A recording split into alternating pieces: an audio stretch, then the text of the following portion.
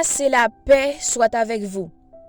Nous vous saluons au nom précieux de notre Seigneur et Sauveur Jésus-Christ et vous souhaitons la plus cordiale bienvenue sur Jésus-Christ, le seul dominateur, une autre chaîne d'évangélisation.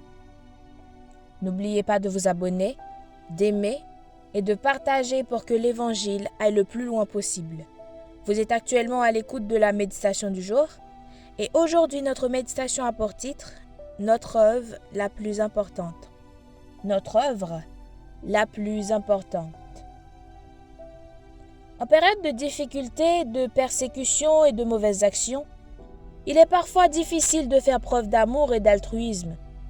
Il peut être judicieux de faire preuve de réserve ou de se cacher, mais quelle que soit la situation, rappelons-nous toujours de rester fidèles à qui nous sommes vraiment pour la gloire du Seigneur.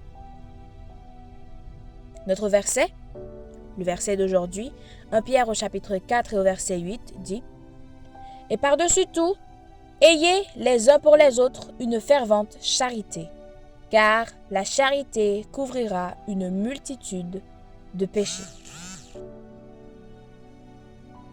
Tout au long de la Bible, les Écritures affirment clairement que l'amour est au cœur de la vie d'un disciple de Jésus-Christ. Dans Matthieu au chapitre 22 au verset 36 à 40, Jésus dit que le plus grand commandement est d'aimer Dieu de tout notre être. Dans Jean au chapitre 13 au verset 35, Jésus dit que les gens reconnaîtront que nous sommes ses disciples à la façon dont nous aimons les autres. Nous ne serons pas reconnus par notre connaissance de la Bible, notre famille, notre parcours professionnel ou le temps passé à l'église. Bien que tous ces éléments soient importants, Jésus dit que la qualité la plus importante est notre amour pour les autres. 1 Pierre au chapitre 4 verset 8 nous dit la même chose. Nous devrions être parmi les personnes les plus aimantes de la terre. Et notre objectif devrait être de nous aimer profondément les uns les autres. Pierre, l'auteur de ce verset, dit aussi que l'amour est la clé du pardon.